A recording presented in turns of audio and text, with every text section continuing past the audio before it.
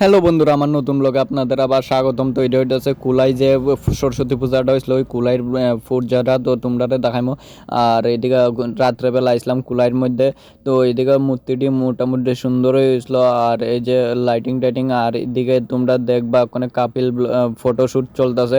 আর এই যে মূর্তিটি কেমন হয়েছে, তোমরা পূজাটা কেমন হয়েছে কমেন্টে জানাও। আর ভিডিও ভালো লাগলে লাইক কমেন্ট শেয়ার করে দিও। আর এদিকে তো বেদুম ডান্স চলতেছে মেয়েরার সরস্বতী পূজার আনন্দে। আর এদিকে ফটোশুট চলতেছে। এটা তো স্বাভাবিক, পূজার মধ্যে আইলে ফটোশুট ভিডিও করে এটা তো চলেই, এটা তোমরা কইতে পারো। আর কোন লাগতো না। আর এই যে মূর্তিটি খুবই সুন্দর হয়েছে কুলাইর বাজারের।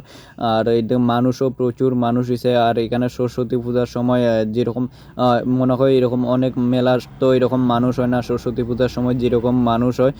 তো আর এদিকে দোকানপাটও অনেক কিছু বইছে, প্রায় মেলা একটা ধরতে গেলে একটা মেলার মতনই। আর এদিকে সামনে একটা অক্ষণ প্যান্ডেল দেখবা, এটা খুবই সুন্দর হয়েছে প্যান্ডেলটা। এটা বাংলার কিছু লেখা দিয়ে সেটা পত্রিকা লেখা দিয়ে বানানো হয়েছে। আর মন্দিরটা খুবই সুন্দর ছিল, মন্দির না সরি টেম্পো এই মূর্তি প্যান্ডেলটা।